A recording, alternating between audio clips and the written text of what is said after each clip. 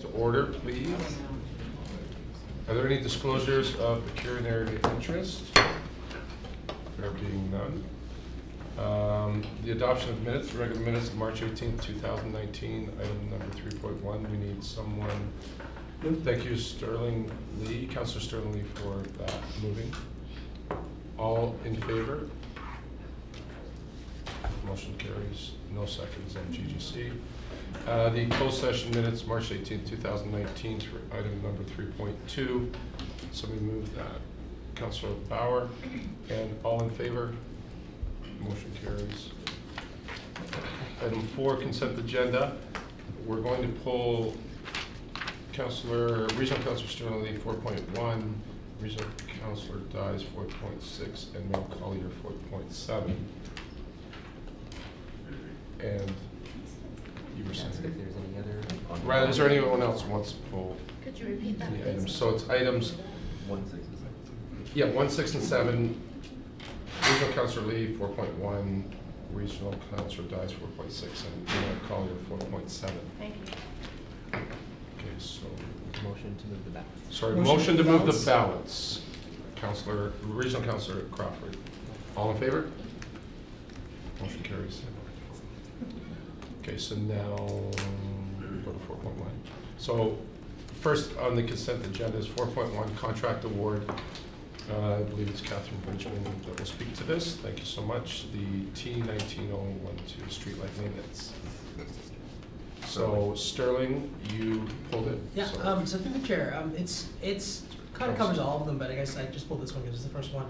For I had asked this last time, but I just kind of want some clarification. Our requests for tender, do we do it solely on price, or is there are there weighted categories based on other factors? For this one? Just like in general, like it just seems like our RFTs, we always generally go with the cheapest people, and that's fair. But you know, for example, the region, certain bids they do it on a weighted category. So like your actual tender amount is worth 30% of the bid versus others. So I was wondering if you could just kind of comment on that. Sheila's going to take this one. okay, sorry. Sheila, go ahead. To the Director. Thank you, through the Director chair. There's different processes that we go through when we're doing procurement. There's tenders and there's also requests for proposals. So when you do a request for proposal, it is a weighted category. So there's various categories that are weighted. And although cost is one of the weightings, it's not all of them. There's usually 5 to 6 weighting categories. For a tender, it is the lowest cost if they meet all the requirements of the tender itself. But it seems that in some cases we go over budget by thousands of dollars, in which case the next person could have been a cheaper option once you factor in that overage, which you can't predict. I understand that. On an RFP? RFT. Yeah, very good question. Well, an RFT, so a tender, will be the lowest bidder meeting all the specs. Right. But sometimes my point being is they'll go over budget though, right? Yep. And through uncontrollable means. But in which case they'll go over budget the amount that the next person could have fulfilled that contract without overages, I guess. I mean, it's a hypothetical ultimately what I'm presenting. So through the chair, on the overages, it depends the cause of them. If they're a quantity cause, then the next bidder and if every other bidder would have had the same issue, and there would have been overages on each one of them. It really depends on the type of contract. If it's a unit cost, then if one goes over, they all would have gone over. Okay, that's fair. That's kind of what I wanted to kind of clarify. So thank you, Chair. Any other questions on 4.1? There being none. So I ask to remove that, Sterling Lee. Sorry, Regional Councillor Lee. All in favor? Okay, 4.1 carries.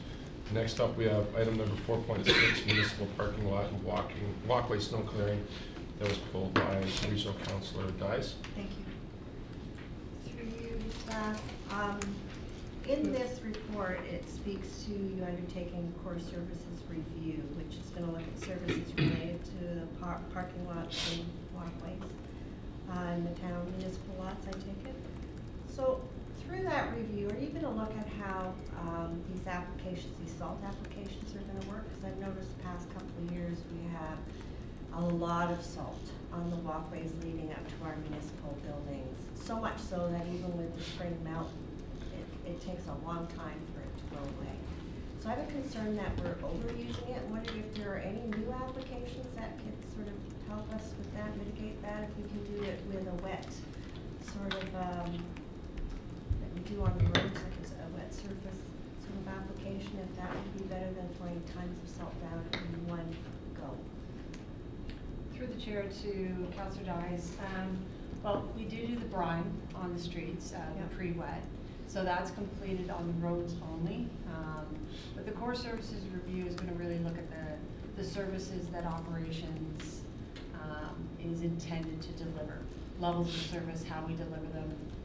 I would say that the salt management policy would be more ideal to review that going forward. Staff are reviewing that policy this year in regards to where we use salt, how we use salt. And we're gonna be updating that policy and bringing it forward to council for review. Because as you know, it's extremely corrosive. And if you look around town too, and other buildings that have this issue, bricks just crumble, everything crumbles. But all of that leaches off into all of the gardens that we maintain, into our water. And it's not a good thing. And then wondered, can't we at least look at something, if you can, spray it on your roads, why can't you spray it on your main walkways? We've got quite a lot of space there. It's gotta be a smaller, practical way of applying it, and if we can look at that as a best practice environmentally. We can look at that. We can look at that through a number of the operating procedure for how we would do that, the equipment that would be required. So staff will look at that and bring that back to council. I know we have to bring a winter report back, so. Because I think there's a cost, even if there's a cost associated with that change, there's a cost associated with the way we're doing business the same way now. Because basically all that landscaping we do is gonna die. And, everything else, because it's so corrosive, there's an issue there as well. So the other question too was I noticed in some of, as I drive around town, in particular around the GO station where they've extended the parking lot and put in new trees, that a lot of the trees have now been, I guess, bowled over by snow because they plowed the lot and then they just, load it right on top there and the trees can't survive. So a lot of them have been damaged. So I'm wondering if that is going to be considered, or if we should be looking at that as well in winter snow removal to make sure that there's enough property or boulevard so that this doesn't happen. Because now you've got trees that need to be replacements in. Through the chair, I think that and Dave could speak to this through the site planning review process and the available space that staff have for snow storage needs to be completed as part of any site plan approval process. We run into that on Highway number 2 when the region comes along and they push snow onto the sidewalk. The village is a very good example, and then we come by and we have to push it back. We have to bench it back because there's just no available real estate. So that is reviewed through the site plan approval process, the amount of available. Which is obviously not working. So maybe we need to look at that. Mr. Meredith has. Sorry, Director Meredith.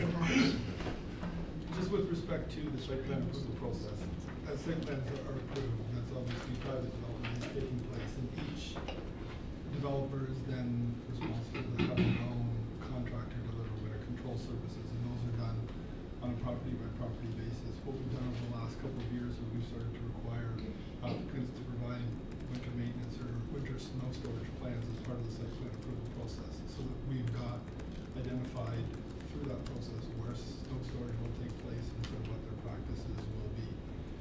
Ultimately, it's difficult to enforce from a municipal standpoint, but at least if they've captured it on the site plan, they've captured it as part of their site plan agreement, it gives us a little more teeth in terms of what we've got the ability to enforce. So that is something that we are taking a look at on private development as we move forward as well.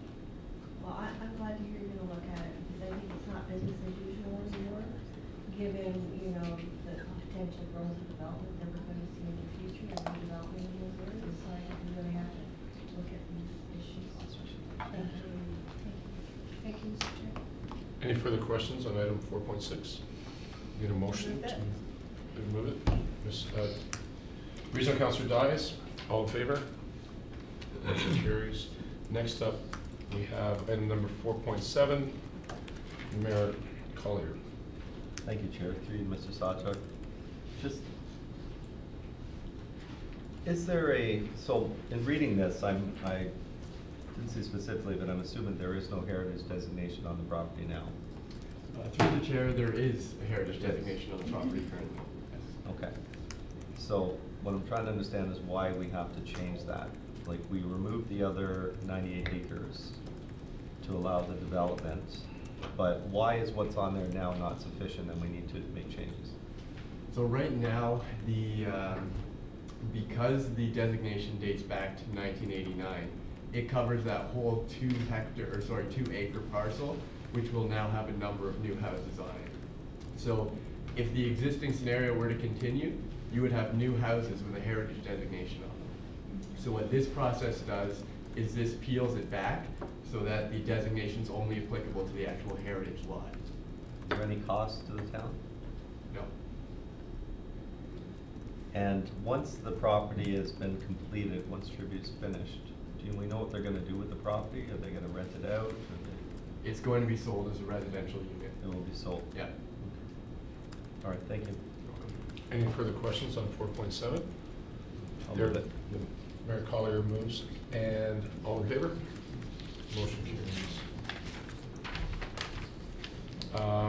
Next, no discussions. Item 5, item 6, presentation, Dunn's Creek Water Pollution Control Plan outfall. We have, as you were, Mr. Sawchuk.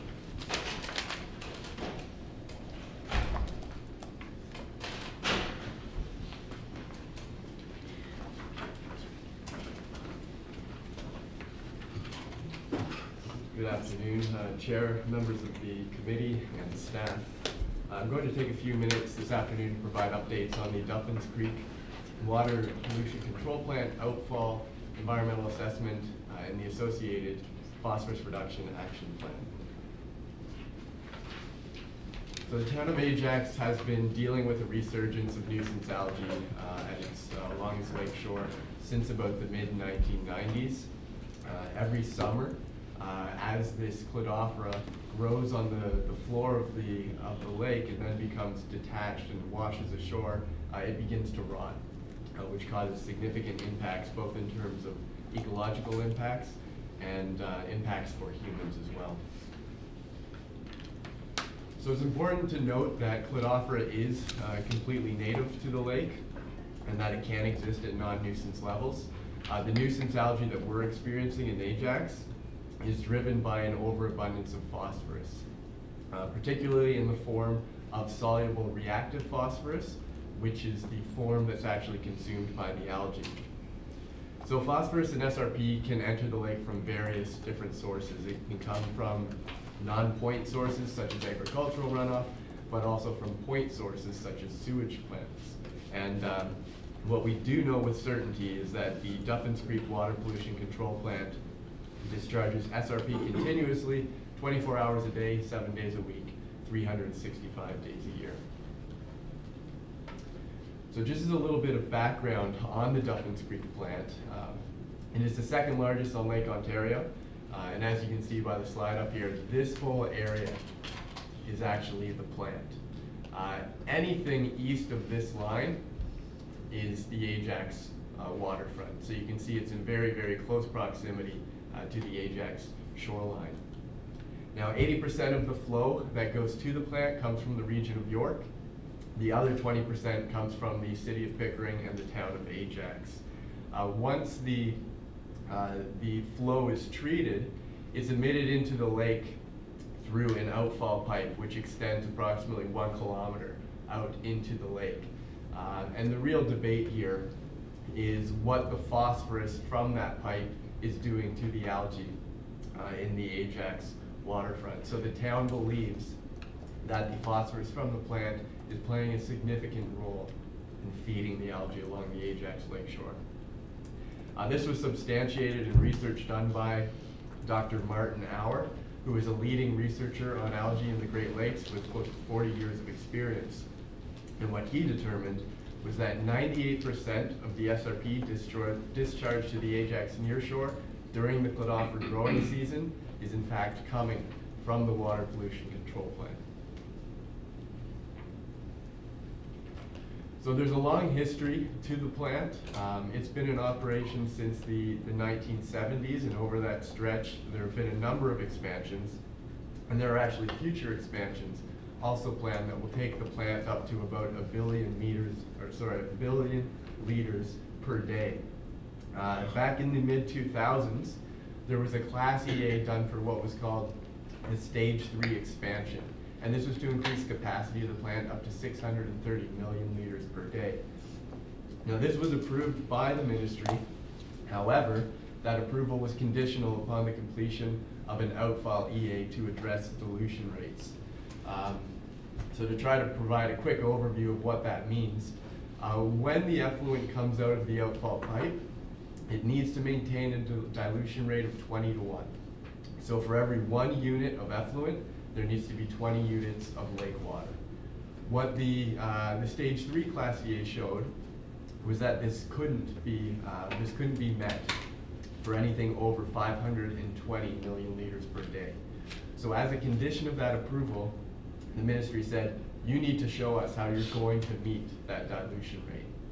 What the region of York and the region of Durham put forward was a solution that involved variable diffusers.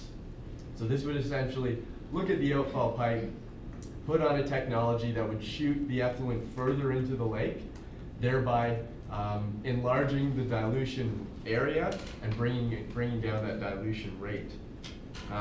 So the town took issue, and a number of environmental groups and citizens took issue with that because that wasn't really solving the problem of putting phosphorus out into the water. It was just pushing it further out. So the town made its concerns known, and in the end, the ministry determined that the regions had to undertake a phosphorus reduction action plan. The purpose of this plan was to determine how to reduce phosphorus to the lowest achievable level. So when the PRAP was completed, they actually looked at 5 potential solutions. One was optimized secondary treatment.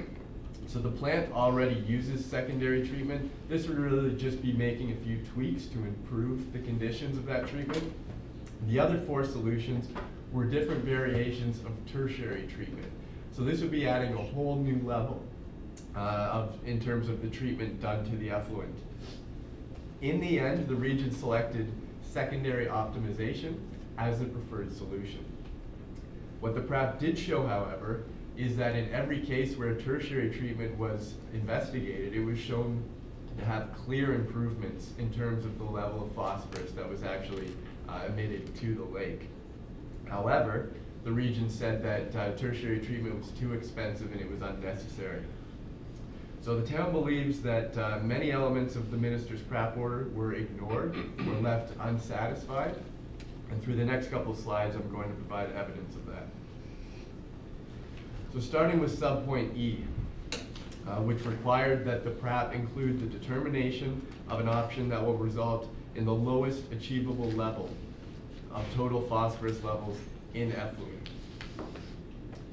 So when we look at the actual numbers that the regions provided in their PRAP study, we can see that secondary treatment, which is over here in the preferred solution, results in total phosphorus of 220 to 284 kilograms per day. Now when you look at all 4 of the tertiary treatment options, you can see that that number is significantly reduced, especially in the case of ballasted flocculation, which is the town's preferred variety of tertiary treatment. So you can see that the improvements for ballasted flocculation are essentially in the range of 10 times what you would see with optimized secondary treatment. Subpoint F of the PRAP required that a strategy required that the PRAP included a strategy to reduce the amount of soluble reactive phosphorus in the effluent in the short, medium, and long term. Now, when we look at what's actually being proposed here, we can see that there's not at all a reduction in the amount of SRP. So the yellow line on this graph here actually shows the amount of SRP that would be discharged with optimized secondary treatment. And you can see that it would continue to increase far beyond the numbers of what we're seeing right now. So we feel that this isn't at all a reduction in SRP. The only solution that would reduce SRP is tertiary treatment, which you can see both in the short term, in the midterm, and in the long term. It would be a significant reduction from what we're seeing with regard to SRP levels. Subpoint H of the PRAP required that the PRAP include feasibility of achieving a permanent total phosphorus load of 190 kilograms per day based on an annual average. So using a similar chart, looking at total phosphorus, the dotted line here represents that target of 190 kilograms per day. Now, if with linear growth to the amount of effluent discharged, we can see that it would only be about 2024 before optimized secondary treatment would actually exceed that target level. The only way to meet that target level continuously would be, as I showed on the previous slide, through tertiary treatment. Now, Dr. Auer has done some modeling for us to make it very clear how effective tertiary treatment could be in reducing phosphorus. So the maps you see on the left of the slide show 3 different scenarios looking at the level of phosphorus saturation in the nearshore. So anything in yellow, orange, or red represents a scenario where there would be enough phosphorus in the lake to actually support nuisance algae. The top image shows the status quo. So if the existing technology at the treatment plant were taken up to the maximum capacity of 630 million liters per day, there would be 20.4 kilometers of lake that had maximum saturation of phosphorus. Once optimized secondary is implemented, which is the proposed solution, and shown on this middle map, there are slight improvements. That P-saturated area goes down to 17.4 kilometers, but you can see that there's still a massive area of the lake that would be able to support nuisance algae, and it would actually spread beyond the Ajax borders into Pickering and into Whitby as well. The only scenario that would improve the situation and reduce the ability for nuisance algae to thrive is tertiary treatment, which, as you can see with this final image, there was 0 kilometers, which would actually have the phosphorus required to enable that nuisance algae. So at this point, I think we've come to the conclusion that the town and the region see this issue very, very differently. The town takes the position that tertiary treatment's required to solve the algae issue, whereas the region continues to make their case that tertiary treatment is not going to make a difference in terms of the algae problem experienced in Ajax.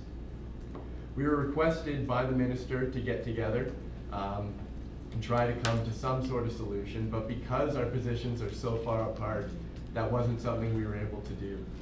So instead, we put together a letter that outlined some of our shared goals for the waterfront, but that restated our positions and the fact that they are very different. So at this point, we're awaiting a decision from the minister on how to proceed. Thank you. Thank you, sir, for your presentation. Regional Councilor Sterling. So our projected cost of tertiary treatment is 202 million based on that slide, versus the region's cost is to be just shooting it out further. What is the cost of that? Well, their plan, for example, how much would that cost? Yeah, I don't have the exact numbers on me for that part of the project. I could pull those and provide. It's just them. easy Yeah. to kind of really see the difference in pricing, or if it's close enough that really. So the difference between optimized secondary treatment, it would be in the range of $40 to $45 million. So really the only difference in cost is the capital cost. Because the optimized secondary wouldn't really have a capital component, it's purely maintenance and operation. So when you look at the tertiary treatment, you're looking at just over $150 million for the capital cost. But then that $46 million that's operational over this, the next 20 or so years is very similar to what they're proposing to do. So I live in North Ajax, where we don't get this smell that a lot of people get. Have we ever forecasted what kind of losses we're seeing because of this algae issue? Like, have we put an economic number as to the impact this has had on the town, or even on Pickering for that matter as well? Because I'm sure they'd be affected to a degree as well. Yeah, I think it can be difficult to come up with that number. We know that the impacts are significant, especially when you look at the science in terms of odor impacts. And so there have been measurements down at the shoreline of between 20 and 60 odor units. One odor unit is the level of odor at which half of the population can notice it. So when you start looking at 30 to 60, these are significant impacts. Nuisance odors often come about in the range of 5 to 10 odor units. So we know these are serious impacts. We know that there are economic impacts for some businesses that that actually relate directly to the lake. So when you look at a type of industry or a type of operation that's taking water in from the lake, they're going to see very clear impacts in terms of clogging pipes and sort of maintaining their systems. But in terms of providing a quantifiable number to the loss of enjoyment of the waterfront and that sort of thing, and even the ecological impacts, I don't know if we've done that work. I don't believe we have. But I think it is something that could strengthen the case. And then through the chair, I guess to Mayor Collier, because you're the only regional councillor, why is it just cost that the region wants something to do with this? They're just saying like it costs too much and therefore it's not worth it for us. And generally Pickering is on side with this, even though they share and they have no desire for this. Nope, not Okay. so far. Much less. Right. Not so far. Okay. Well, those are my questions. Thank you very much. And thank you, Chair. Mayor Collier? Thank you, Chair. It's my understanding, just to finish up on Sterling's questions, that the capital cost for tertiary treatment is higher, but the operating costs on an annual basis is about half the price of optimization. But optimization, the capital cost is lower, but the operating cost is higher. So over the life of the plant, it's not that different. Is that fair?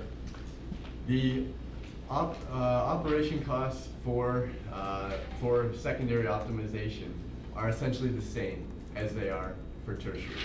They're both in that sort of $40 to $45 million range. It's just that tertiary treatment has that capital component that comes in, as quoted by the region, at $156 million. Whereas our consultants have said it can be done for less than that. They haven't provided an exact number, but we know even with the region's numbers that 156 million is essentially the top of the line for the capital contribution. Okay, that's their number, that's not our number. That's right. What kind of backing did they put in their operating numbers for their side? You know, they say it's about the same, but what did they bring to the table to prove it's about the same? It's outlined fairly clearly in the PRAP report. They've documented all of the possible solutions and then provided a sort of justification or rationale of the costs. So they are included in the PRAP and can be viewed there. Okay, can you go back to slide 8? It was the one that one. Yep. So where it shows existing plant, second down, effluent TP load, 311 ECA limit. Yep. That's not the limit, or is that what they're putting up today? That's the limit. Okay. Yeah. I was gonna say, it looks like they're already at capacity. So that's the limit. What are they putting out today? So I don't have those numbers with me currently. Okay. But I know it has ranged over the last few years, especially as they have been undertaking quite a bit of work at the plant. So I may have, But it's putting out 630 million liters a day now. it's not putting out 630 million liters a day What's it now. putting out now? Right now, it's just putting out upwards of 300 million liters per day. Where am I getting 540 from? 520 is what No, I it's, thought. where's the 520 number? 520 was a number that was providing, that was the capacity at which they could no longer meet the dilution rate of 20 to 20 to 1. That's right. Okay, but we're not at that yet. At what point will we reach that? I'm not exactly sure. Take a look here. Well, when was, do you know the year that phase 2 was done? I don't know the year that phase 2. Was it around mid-90s? Yeah, we do know. Yeah, it's about 2009 that they got approval for the session. Phase 2 or phase 3? Whatever phase they're all working on now, they're. What I'm getting at is the slide says from the late 90s, we started to see a resurgence in algae, in nuisance algae. So I'm wondering if anything happened mid-90s at the plant, an expansion that caused an increase to cause it to become nuisance levels again. What would have happened around mid-90s outside of the plant that could have caused the change? The increased volume, you know how they built the big pipe from York? Like all the stuff from York comes, like they pipe it down from as far as Lake Simcoe. Well, that's what I'm asking. What happened in the mid-90s? So that's what happened when they did the big pipe? Because I thought that. Whenever they finish that, that's when. If I may, sir, could you come to the table and introduce yourself, please? Sorry. Hi, my name is Mark Matsumoto. I'm a member of the PAC-POW, like we're, I guess, a citizens group that's been fighting the sewage plant since we found out about what they were doing. Like I used to live my yard used to back onto Duffins Creek, and I got a little, I saw a little piece of loose leaf stuck on the post to the park saying that they were having their public meeting. So that's the type of announcements that they gave out. And I went to, their public meeting where there was, very poorly attended. It was in the middle of the day, and it was mostly staff. And they said, okay, we're just increasing the amount of sewage that we're gonna dump in the lake. So that's when I became involved. Okay, but that was around mid-90s. No, that was about 2012, I believe. Oh, okay, isn't that when we started our Save the Waterfront campaign not long after that? That Yeah, was when I the helped next. start it. Okay, I'm trying to understand, because something must have happened around mid-90s to trigger this nuisance algae growth. So that we can look into the direct timeline for all of the previous expansions that were done and try to make that connection. Okay. Even with optimization though, with the discussion of the 190 kilograms per day, with optimization that buys them, what, 2, 3, 4 years, and then right back where we started? Assuming linear growth in terms of the amount of effluent that's coming from the plant. Okay. And like, this might not be for you, but we had what I thought was very successful Save the Waterfront during the last provincial election or 2 provincial elections ago campaign. And since then, it's sort of fallen quiet. And I haven't been pushing it because I've been hoping that our new Minister of the Environment was going to take our side on this. But I think we should be making this a much bigger deal, again, before that decision comes out. So what can we do, and this probably isn't to you, this may be to, I don't know who, staff, to get this campaign going again and point out the findings, because we all know that the former government's minister's order says the Pratt plan needs to show how to achieve the lowest absolute phosphorus. It doesn't say SRP, it says phosphorus, but whichever. And we know that tertiary treatment will produce that. If it's allowed to go with optimization, we know it will not do that. So we need to point out these fundamental differences between what the minister's ordered, even though it's not the current minister, it's the past minister, but what that minister's ordered, and if optimization is approved, what things in that order aren't getting done.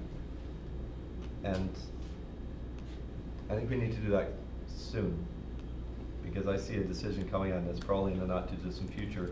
The 90 Part 2 order requests, or the bump up requests, were for, I believe, a full environmental assessment. Correct. So the minister's had the PRAP plan, and now has wanted a meeting between the regions and the town, which we've had, and it was not, we didn't come to any synergies there really on the solution. We've agreed to disagree. I feel that our science is superior to what they brought to the table. When the minister makes her order, is the order on the Part 2 request, or the bump up request, just on whether to go to a full EA or not, or is his order going to be what to do with the plan, or both? So that's what we're waiting to see. I think that obviously the minister makes the decision on whether to do the bump up, but the minister also has other powers, as we've seen in the past, through requiring further research, that sort of thing. So I think there are a few different streams or paths that this could take, but ultimately the decision he's supposed to be making is whether it is bumped up to a full EA. Okay, so so the minister is not going to say optimization is good, go ahead. He's going to look at the PRAP plan, or the PRAP, Yep. that stands for, yeah, the piece for plan, the PRAP study, and basically make what decision? If he feels that the PRAP has fulfilled what it was required to, and feels that the information in front of him supports the secondary treatment as the solution, then he would make the decision not to require a full EA. And then the regions are just free to go ahead with what they feel is the best way to go. Because let's be honest, the region's not going to spend the money unless they're ordered to spend the money. Right. Fair? Fair. Okay. Shane? Through you, Mr. Chair, I actually don't, I don't think it's possible for our staff to be able to say what the minister can or will do in his report. Okay. We have met with his director of policy, and there was some discussion of what the minister might do, is contemplating doing, or has the power to do, and it was all over the place. They're struggling with how to deal with this, obviously. My suggestion would be that when, next time we meet with the minister, that we ask him that question. I'll ask him that, I'm meeting with him on Friday, I'll ask him that question. But, okay, in the meantime, I think our staff, whether it's through the CEO's office, whoever it's gonna be, need to really be ramping up a communication plan to make this a big, important issue, because it's become a non-issue again. It's become one, it's not June, it won't become an issue again till June, till we start getting the algae issue again, or the smell and the foot offer. So, do we need direction on that, or is that direction enough? Ms. Wraith has something to add, I think, just before I get back to council. So just through the chair, we've had a very successful partnership with PACPOW over the last few years in terms of working together on this issue. So moving forward, I would see us coming together and working together on a campaign, and there will be some modest expenses that would go along with that, but we've had a lot of success in that over the last few years. So we already get the direction today to look at a campaign. PACPOW will be instrumental in that as well. And we're ready to put a formulated plan together and come back to council with what that plan will look like. Respectfully, I don't think we can do it with PACPOW, because PACPOW came out in support of candidates in the last election. So I don't think we can have that partnership. I'm being honest. It's a citizens group. I don't think we can have that relationship because of that. We'll take the I'll leave that with Yeah. staff. We'll Mr. Baker? I would prefer a direction to council as to how you would like us to proceed. Well, I will make the motion that, and actually, you know what, let's have other councilors speak first, and I'll bring a motion. Yeah, if we can get back, Regional Councilor Crawford. Thank you, Mr. Chair. So the full cost of the tertiary treatment is $156 million. Is that correct? The capital cost for tertiary treatment. Right. So 80% of the use of this is coming from York. Right. So in my thinking, they put 80% of the bill, which puts it at 30 million to the region. That's only fair, because when they did their own sewage treatment plant out of Simcoe, they did it right. And that is so irritating that they have no care whatsoever, because it doesn't affect them at all. And they don't want to even come to the table on this. It's just so irritating. Anyway, the other thing I wanted to point out was that if we ever get an anaerobic digester in the region, the algae can be used to actually fuel that. So there is some, I mean, I don't know how far we are on that one either, but there is some use for some of that algae to, apparently it's like jet fuel to an anaerobic digester, whatever that means. Anyway, there's really no question, but I really think that, you know, to say that I don't think Durham Region should be footing the full bill on all of this. This has to be split. This has to be 80-20%, 100%. And somebody needs to, is that what the deal is? It would be 80%? Okay, never mind, I'll just stop talking. Yes. Great. You I'm done talking now. Thank you. Everything I said's already done. Local Council Power. Thank you, Mr. Chair. So I just want to ask, this presentation would have been made at the region? Like, would have regional council seen this exact presentation or this data at some point? So through the chair, not this exact presentation in this form. Much of this information, so the information that appears in the graphs and the numbers, were all part of the Pratt report.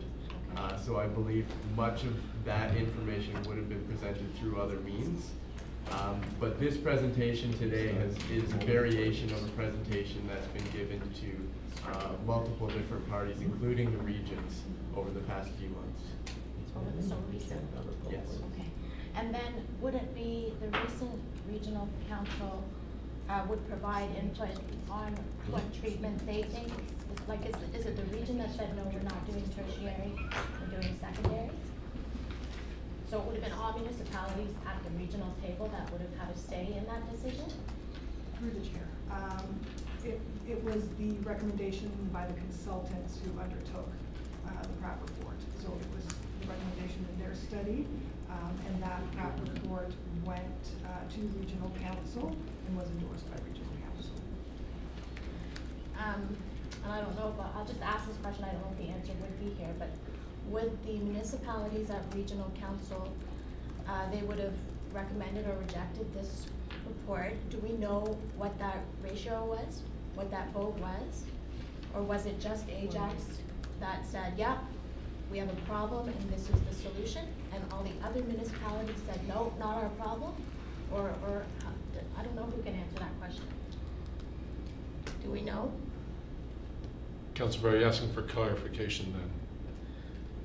Yes, I guess I'm trying to determine, this was not the report that was recommended to regional council, I guess was supported there, which did not approve of tertiary treatment. Do we know the breakdown of municipalities that realize that we have a major problem here that tertiary treatment can solve? Mayor Collier, you're saying you can answer that? Want it, Michael, or shall I? Sorry, I don't know who to ask that question. The chair, we don't have with us right now the exact vote, but it was majority overwhelmingly, I believe, in support or endorsing the recommendations in the region's consultants' Pratt report. And do we know if that majority decision was based solely on the cost?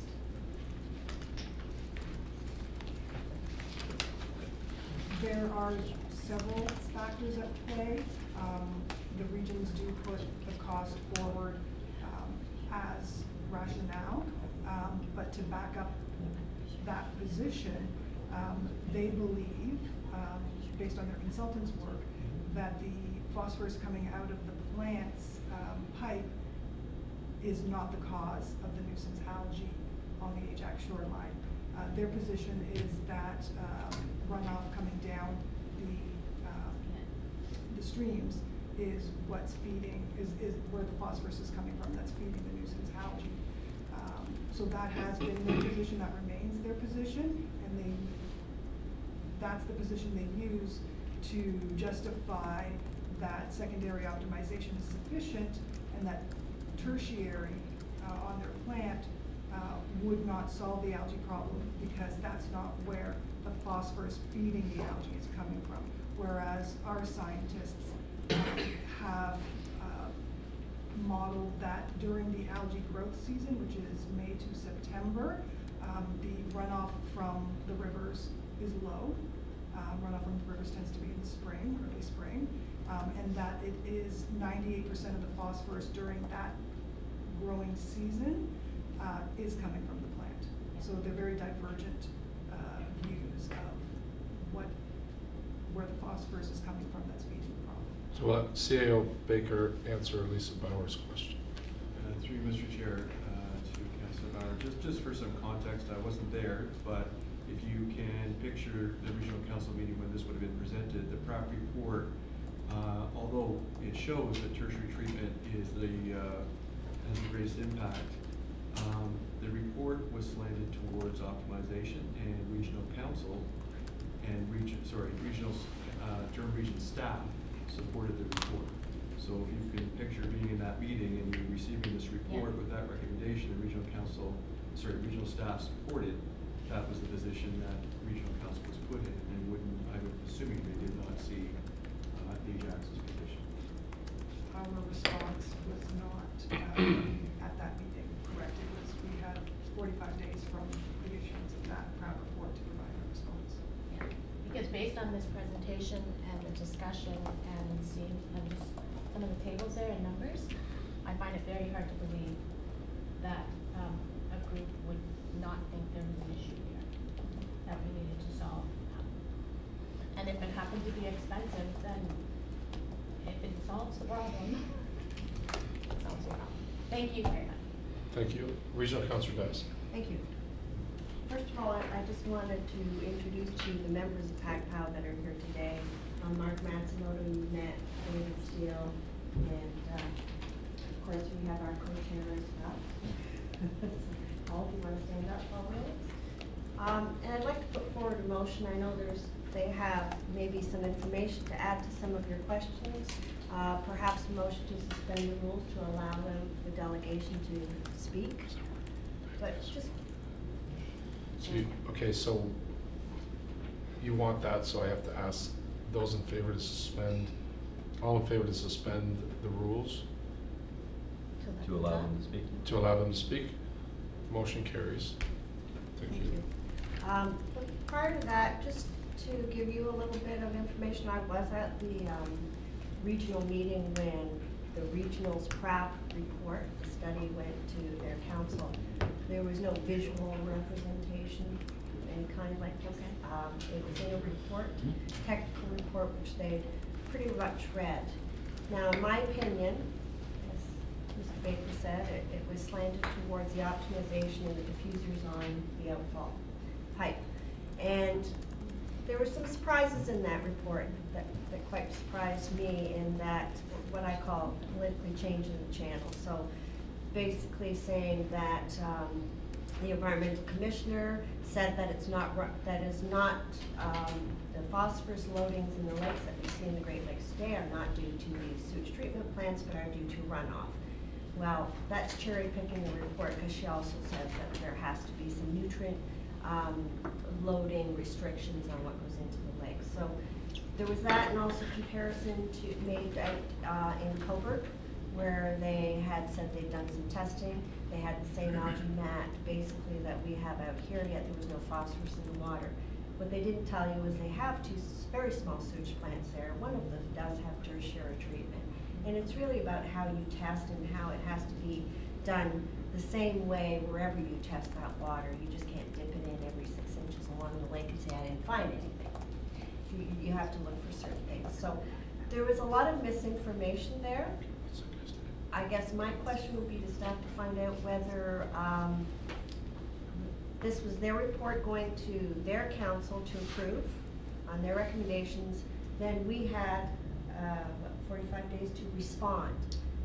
Our PRAP report then came out. Was that PRAP report presented to regional council, which is what I would like to know. And that discussion ensued because there is a difference of opinion. I find it interesting that the chair of the region in the 2014, before the 2014 election, used to come and give an annual sort of state of the address, and he basically said, "You're just not getting it, it's too much money." And that was it. And that has been the way that the region has gone through this whole process, in my opinion, from start to finish. So we've come a long way in all these years, in that we have seen an increase in the algae growth due to the third expansion on the plant. This outfall VA was all about meeting the licensing requirements to operate the plant, to continue operating the plant. So they know by approximately 520 million liters a day mark that they're not going to be meeting the dilution rates. They don't care about the phosphorus, it's the dilution rates. So if they can't meet the dilution rates, they can't operate any further than that to their capacity of 620. Our position has always been that, you know, the phosphorus, it's the third largest plant in Canada. It does a great job of treating your sewage, but it doesn't remove phosphorus levels. It's like feeding an underground garden. Our is AJ? Yes. It's very good at what it does, but it doesn't remove that nutrient of phosphorus, and that's why you need a third treatment. That's a tertiary treatment to remove that. So you're basically overfeeding your garden underneath the water, and that's where you get all of this algae, and compounded by climate change, warmer waters, compounded by environmental invasive species like the mussels that clarify the water. And by the way, they'll change channel on that, say the mussels are creating the soluble reactive phosphorus that the algae likes to eat. They do, but they need a source of phosphorus in order to do that. So all that particulate in the water that they eat, they pee out SRP, and that feeds. So it's compounded by a lot of things. But everybody seems to agree in any document that I've read, whether it's from 1971, 81, 91, 2001, I mean, they're all the same. You have to manage the phosphorus, period. They put a lot of restrictions on plants over the years, and it's gotten much better. But this is all based on growth in York Region. And so we've had a lot of growth, therefore we're seeing an increase in phosphorus. So I just wanted today, I mean, we've come a long way here, and I just wanted to thank staff for all the work they have done over the years on this issue. And PACPAL as well, we've learned a lot about sewage, learned a lot about algae, we learned a lot about avian botulism, which is another problem when you have algae mats rotting on the shore. It kills some of the birds. There's so much we have learned, but we've had a real struggle to get the message out because the alternate message is always about money. So I just want to point out, and I guess, I don't know staff if there's information on this, but you know, there are impacts of not doing anything, and I've always wanted to know what the cost of those impacts are. So we know it's about health, that's an obvious one, it's about quality of water, but recently the 4 nuclear reactors at the Pickering site were shut down due to algae. I had an estimate of $750,000 per day for each reactor it was out, and they would be out for several days. Do you know how many days they were out for?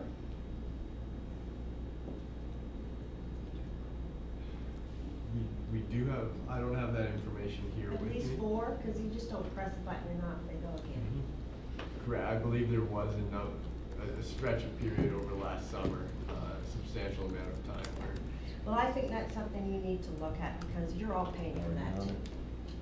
And these are problems that need to be fixed. They can't operate the plant when the algae clogs up the pipes, and I know it was an unusual situation, but we've had a lot of unusual environmental situations over the last few years. so you never know.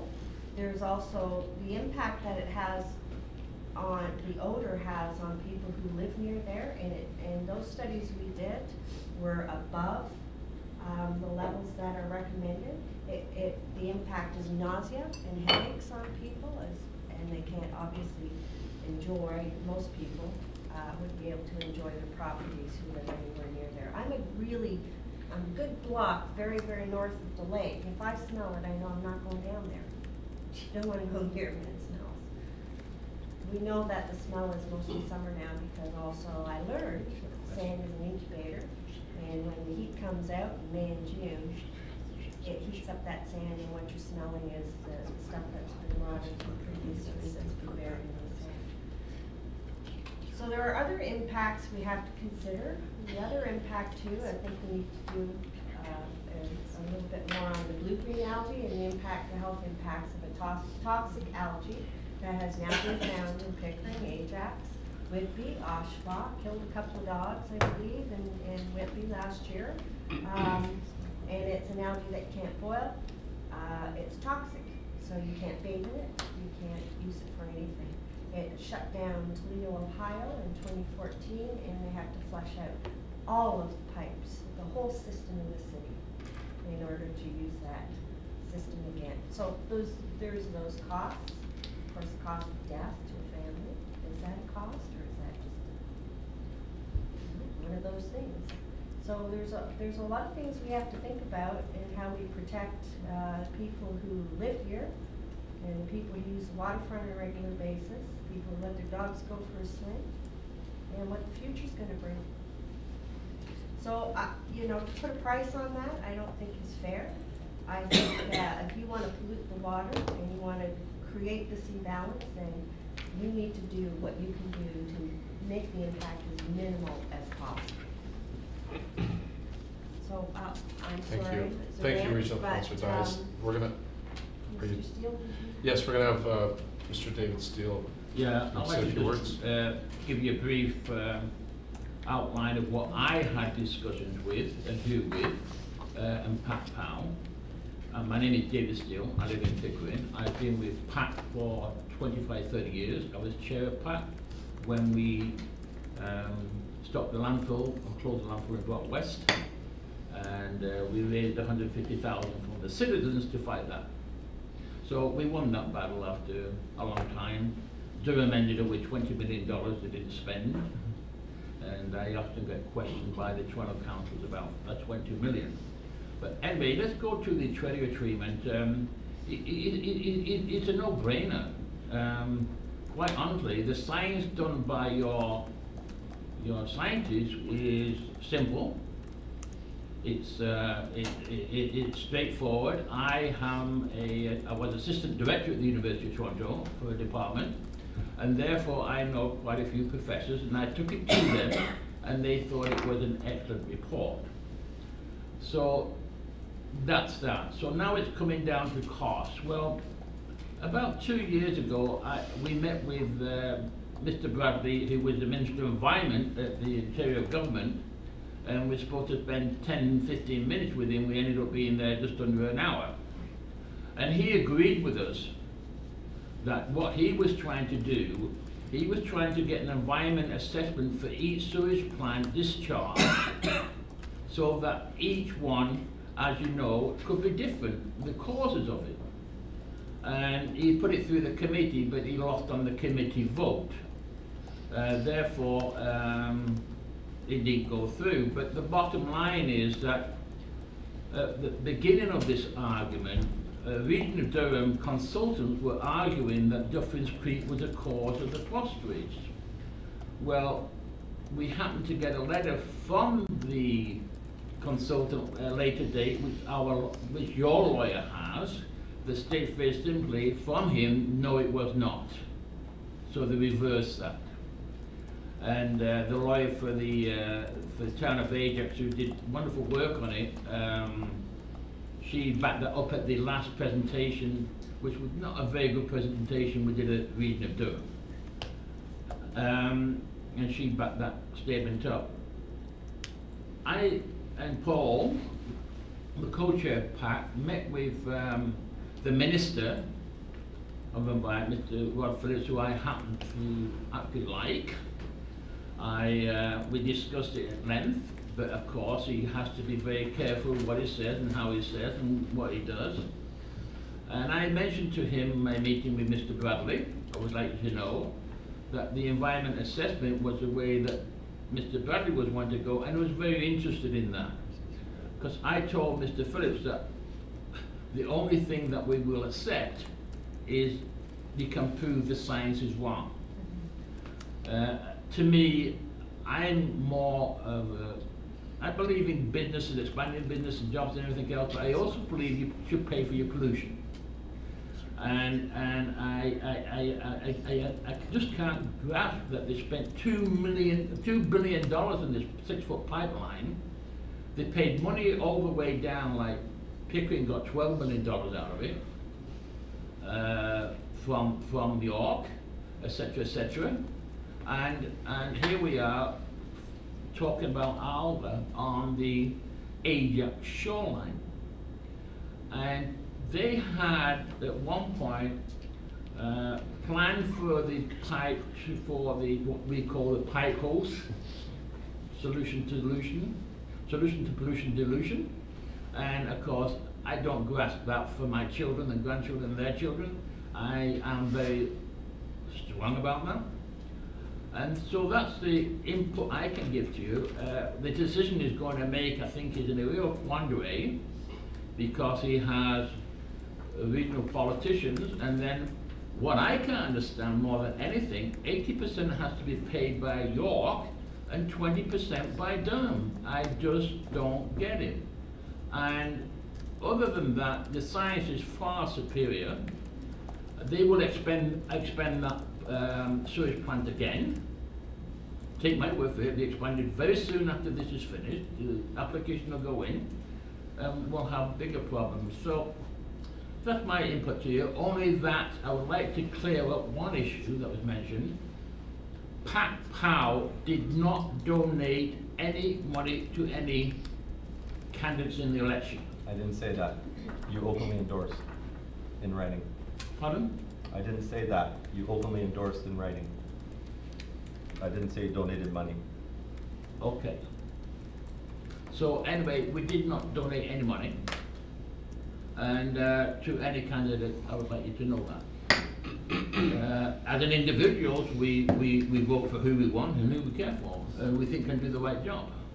And I was actually the campaign manager for Mayor Ryan when he first started off in politics with three terms. So, so that's that. I want to thank you all for your time. I want to thank you all for your energy. I want to thank you for the extremely good work you've done on this. The town of Ajax has done a real good scientific job on this, and it's cost you money, but I think it has to be done. It'll be done sooner or later. And if it comes out with an EA, that's wonderful. We've done most of our work. We just throw it into the bowl. So I thank you for your time. Thank you, Mr. Steele, for your comments and your insight. Are there any other questions? I have a question. Okay, so just a quick question. I don't think the gentleman in the gallery. We've heard from Pat. Yeah, I think. I'll just be 30 seconds, that's all. Okay. You just have to, it's very unusual to have people speak in the gallery. I sat back there for 4 years and never said a word. You guys just have more airtime than I've had as a counselor. Good job, Chair. Okay, go ahead. Okay, my name is Paul Whelans. I'm the group chair of PACPAL. The science is in, tertiary treatment is needed, so now we just need a decision from the minister. I do would like to clarify something that the mayor said. PACPAL did not endorse any specific candidates. We went to all three candidates running in the provincial election. We asked them to support doing something about the algae. That's what we did. We didn't specifically say one candidate or the other. Thank you, sir, for your comments. And really quick, the option. It's the last one. Okay, really quick, the options are that their secondary treatment, they say is so good, just means they're gonna dump more chemicals into the sewage to take the phosphorus out. The tertiary treatment that we're talking about with this ballastic fluctuation, it's a mechanical process that will take out 99% of phosphorus. The other issue on this is that there's times when the mixing zone of I guess the sewage plume overcomes the Ajax drinking water intake. So we don't know what's in it, but it comes into the drinking water. Okay, so thank you for your comments. We have to stick to the process and stick to quorum, to quorum.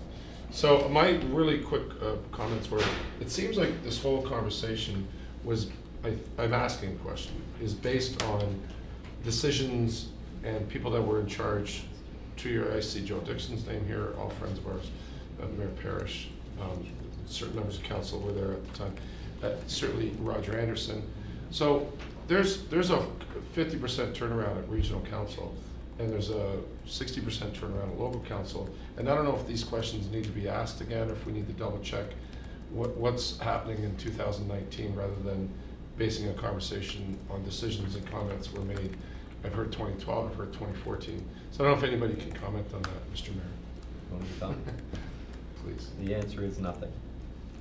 At regional council, nothing has changed. The staff recommendation is that the optimization is the way to go.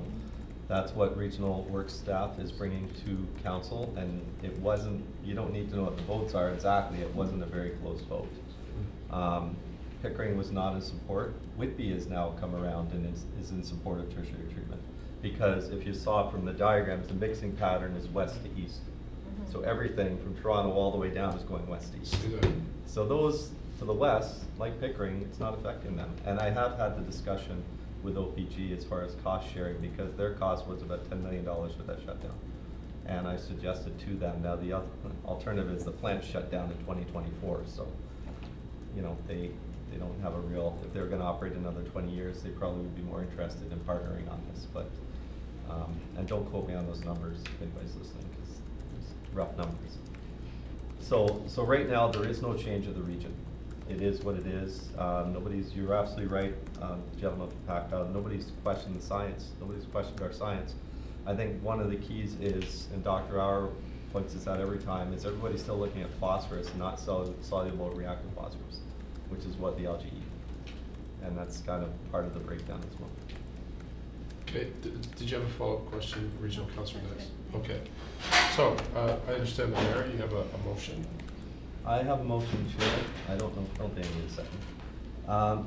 The staff be directed to prepare and launch a full comprehensive marketing campaign to identify the areas where the region's optimization plan do not meet the minister's order requirements, and I'll give this to the clerk. Thank you. And the effects of the scientifically proven method of tertiary treatment that has been used successfully in Lake Simcoe and Lake Erie.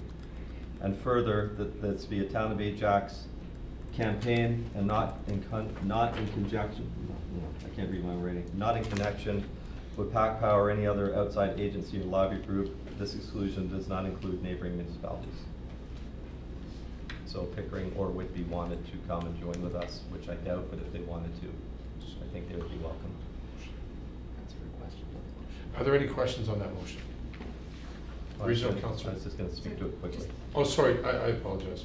My rookie mistake. I just wanted to speak to it very quickly, and I don't want to get into I don't want to debate who supported who, whatever. I do know that I saw at least one, I think two. That's why I'm saying I'm not picking on PACPAL, but if we're going to do this, we can't have a group that is taking any sides in any election as part of it with the town initiative. So that's why I've put that, but I think we need to make this very vocal. And bring it right once more completely to the forefront, because I think it has fallen behind. We've been waiting, and I think we all believe our science. I don't think anybody in this room or in Ajax questions our science. But again, it's us that are most affected, and the rest of the region, this is an Ajax issue, so they're not stepping up. So we need to really make this very vocal, and we need to let our MPP know who's the one that's going to make the decision how we feel. Once again, just remind. So I appreciate your support. Any questions on the motion? Regional Councilor Dice. Thank you. So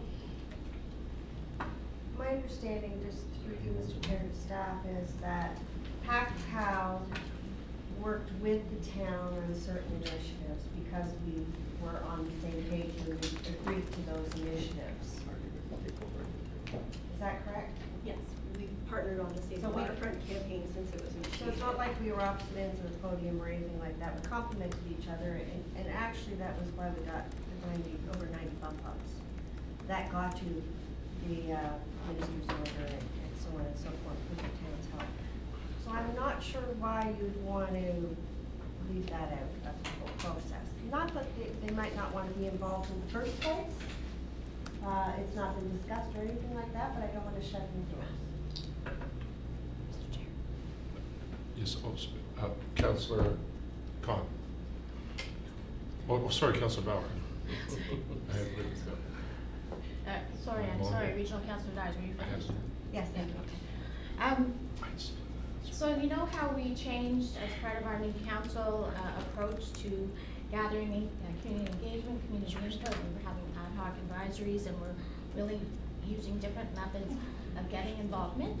So I just would like to, just make that comment that this would be an opportunity for that type of engagement when making, gathering the people, the experts, to get this communication created. I think we should use that method since we're trying to adopt that. So I don't know, I'm just making that as a statement.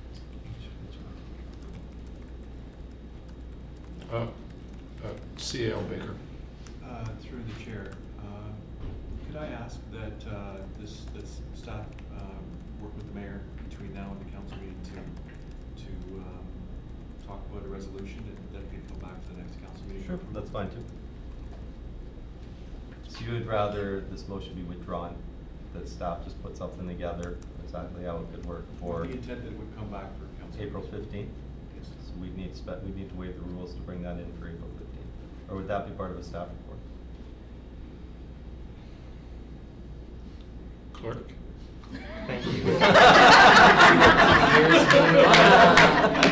Go get him, Chair. Good job, Chair.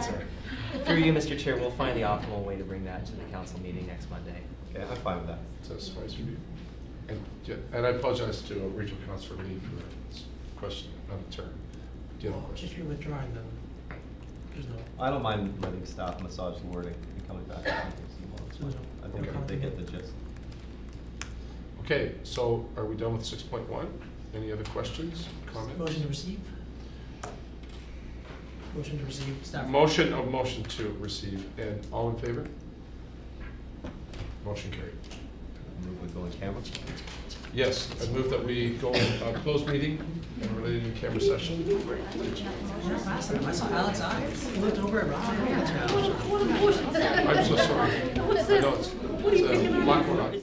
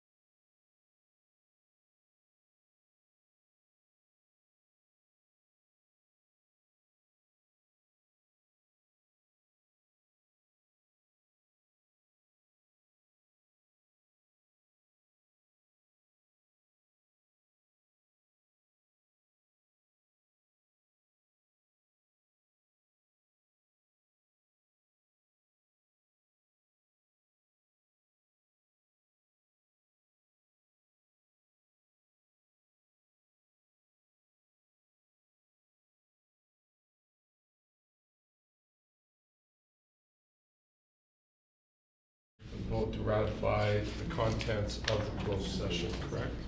Yes. Okay. Councillor Khan motions to that. All in favor? Motion carries. You didn't vote. Sorry. And we need someone to motion to adjourn the meeting. Let's keep talking. Okay, sorry. Councillor Khan. All in favor? Oh, can I say one more thing? No, we adjourned. We did. We did. adjourned. We did. I was just gonna say congratulations to Joanne Dies on your new daughter, your granddaughter. Happy year. Happy And I year. put it right there, and I missed it. Now it's not official. Didn't